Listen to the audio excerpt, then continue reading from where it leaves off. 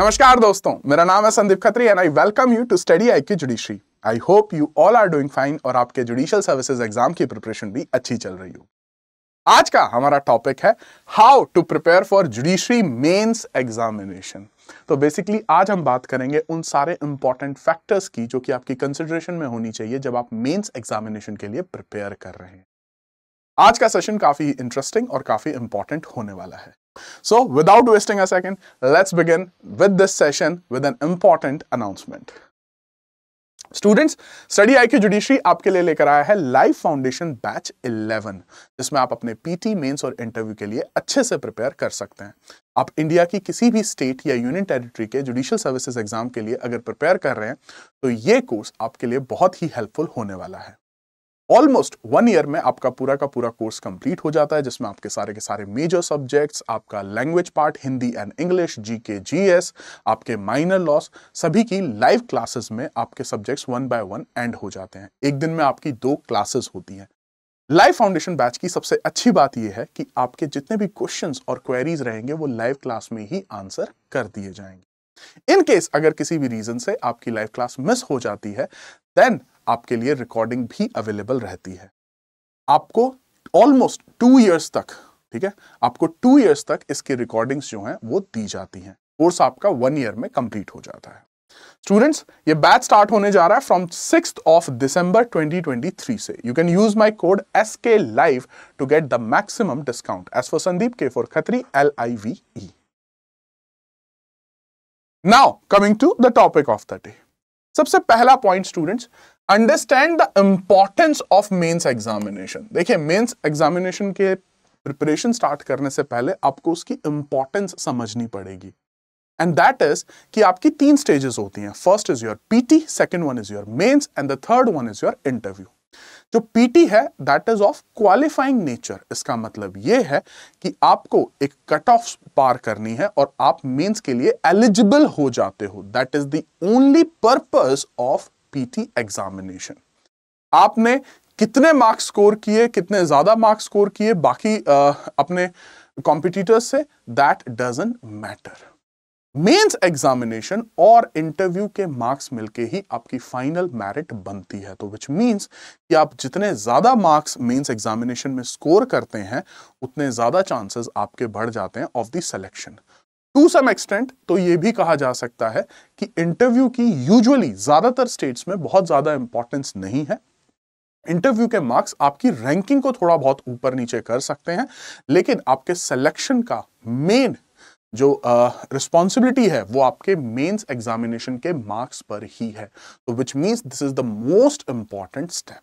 अब बढ़ते हैं जी आगे, किस तरीके से आप इसमें ज्यादा से ज्यादा मार्क्स स्कोर कर सकते हैं। The very first one is change your approach towards the subject, which means कि जब आपकी प्रिपरेशन जर्नी चल रही है उस मोमेंट पर आप कोई भी सब्जेक्ट पिक करते हैं। फॉर एग्जांपल आपने सीपीसी पिक किया, अब उसमें आप एक टॉपिक पढ़ रहे हैं। फॉर एग्जांपल आप समन्स का टॉपिक पढ़ रहे हैं, तो अब आपको यह देखना होगा कि उस समन्स के टॉपिक से किस किस तरीके से क्वेश्चंस बन सकते हैं for your mains examination.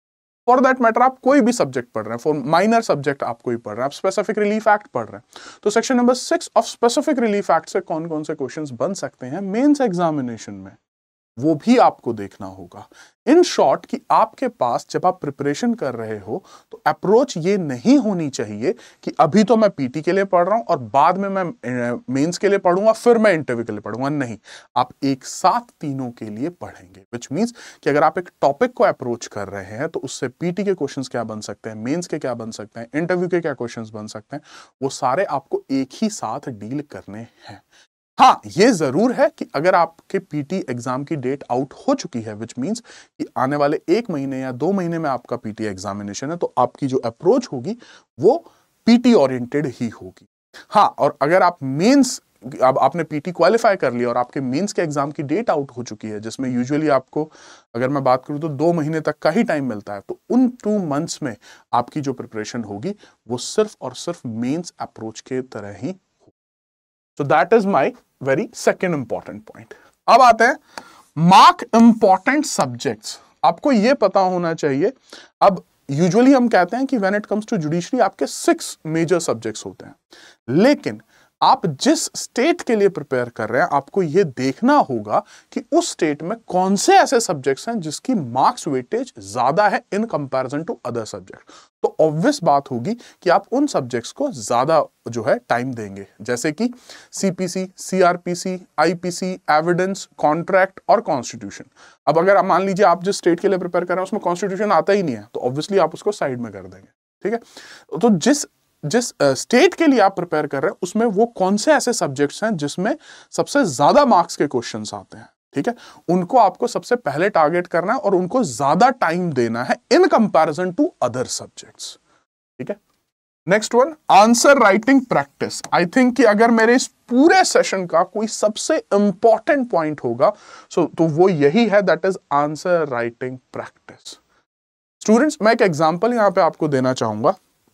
Remember जब हम स्कूल में थे तो हम कई बार कुछ स्टूडेंट्स क्या करते थे, वो मैथ्स को भी ना पढ़ते थे, और यूजुअली हमारा जो एजुकेटर था, जो हमारे टीचर्स थे, वो ये कहते थे कि मैथ्स को कभी भी पढ़ो मत, आप क्वेश्चन सॉल्व करो, ज्यादा से ज्यादा क्वेश्चन सॉल्व करो, राइट? क्योंकि वो एक अप्रोच है मैथ्स को सीखने के लिए, मैथ्स को समझने के लिए। Similarly on the same grounds when it comes to your mains examination, mains answer writing practice से ही आपको कॉन्फिडेंस आएगा कि आप मेंस में आंसर टाइम पर अपना पेपर एंड कर पाओगे या नहीं कर पाओगे। क्या आप उस टाइम पे अच्छे से इंट्रोडक्शन में जो चीजें लिखनी है, सेक्शन नंबर इंट्रोडक्शन में लिखना है, क्या वो इजीली लिख पाओगे या नहीं लिख पाओगे? क्या आपको मीनिंग्स लिखने में कोई इशू तो नहीं होता है? इसके अलावा जब मैं मेन बॉडी के बारे में बात करता हूं तो क्या आप सारे एसेंशियल्स को रिकॉल कर लेते हो? क्या सारे एसेंशियल्स को अच्छे से एक्सप्लेन कर सकते हो? क्या आप मैक्सिम्स को स्टेट कर सकते हो? क्या आप केस लॉस को और इलस्ट्रेशंस को स्टेट कर सकते हो? तो जो आपका मेन बॉडी आंसर है वो इसी तरीके से बनता है। और लास्ट में the third stage of your any answer, that is your conclusion, जिसमें आप अपने पूरे आंसर को कंक्लूड करते हो। तो अब ये इंट्रोडक्शन, मेन बॉडी और कंक्लूजन, क्या with in time limit, with exam का प्रेशर, क्या आप इजीली कंप्लीट कर सकते हो? दैट डिपेंड्स कि आपने कितनी आंसर राइटिंग प्रैक्टिस की है। मैं आपको एक बहुत सिंपल सा एग्जांपल और देता हूं जिससे आप रिलेट कर जाएं कि ये कितना इंपॉर्टेंट फैक्टर है। यूजुअली जब एक स्टूडेंट एग्जाम में क्वेश्चन पढ़ता है, समझता है क्वेश्चन को और अपने वो फॉर्मेटिंग बनाता है कि वो इंट्रोडक्शन में ये लिखेगा, मेंस बॉडी में ये लिखेगा, ये वाला एग्जांपल लिखेगा, ये वाला केस लॉ इसमें मेंशन करेगा और कंक्लूजन में इस तरीके से इसको एंड करेगा, तब तक आपका जो कंपटीटर है जिसने बहुत अच्छे से आंसर राइटिंग प्रैक्टिस की है, उसका मेन बॉडी भी आधा आंसर खत्म हो जाता है। This is the difference between those two students, जिसने एक स्टूडेंट ने आंसर राइटिंग प्रैक्टिस पे कभी ध्यान नहीं दिया और दूसरा स्टूडेंट जो कि डेली बेसिस पे आंसर राइटिंग प्रैक्टिस कर रहा है। तो मेक श्योर कीजिएगा आप आंसर राइटिंग प्रैक्टिस को स्टार्ट करें एज सून एज पॉसिबल। कब कर सकते हैं आप? इसके लिए ये स्ट्रेटेजी भी अपना सकते हैं कि आपने अगर मान लीजिए एक सब्जेक्ट स्टार्ट किया, उसमें आपने एक टॉपिक खत्म कर लिया, अगर वो टॉपिक भी खत्म कर लिया तो उस टॉपिक से रिलेटेड अब जितने भी मेंस के क्वेश्चंस बनते हैं वो मेंस के क्वेश्चंस आप सॉल्व करना स्टार्ट कर सकते हैं। ठीक है जी। And the last part is GK, GS and language part. देखिए, कभी भी आपका रिजल्ट जब आउट होता है ना तो उसमें मार्क्स आउट होते हैं कि like civil law paper, criminal law paper, ठीक है, language, GK, GS and so on. तो हमेशा देखिएगा कि जब आप लॉ के पेपर्स के मार्क्स देखेंगे, सिविल लॉ के और क्रिमिनल लॉ के, तो बहुत ज्यादा स्टूडेंट्स में डिफरेंस नहीं होगा, जैसे 15 to 20 marks, 25 marks and so on. लेकिन जब आप जीके, जीएस और लैंग्वेज के पेपर्स को हम देखते हैं तो डिफरेंसेस 50 मार्क्स, 60 मार्क्स, 70 मार्क्स, इतना भी डिफरेंसेस यूजुअली क्रिएट हो जाता है, क्योंकि हम लॉ पार्ट पर तो पूरा फोकस रखते हैं लेकिन हमारा लैंग्वेज पार्ट और जीके, जीएस पार्ट जो है वो इतना स्ट्रांग नहीं होता। एक पॉइंट और ध्यान से सुनिएगा स्टूडेंट्स, एक जो मेजर प्रॉब्लम है विद जीके, जीएस और लैंग्वेज, वो मेजर प्रॉब्लम ये है कि लैंग्वेज पार्ट या GK, GS part 15 days, 20 days में कंप्लीट नहीं किया जा सकता। जो नेचर है सब्जेक्ट का वो ये है कि जितना पढ़ो उतना कम, जितनी बुक्स रेफर करो उतना कम।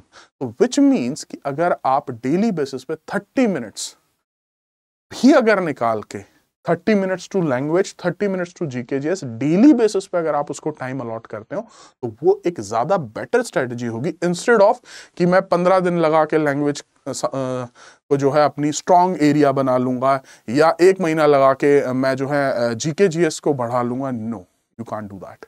आपको डेली बेसिस पे टाइम देना होगा टू दीज सब्जेक्ट्स। तो ये थे सबसे इंपॉर्टेंट फैक्टर्स जो कि डिसाइड करते हैं आपकी प्रिपरेशन में कि आप कितने मार्क्स स्कोर करेंगे इन द मेंस एग्जामिनेशन।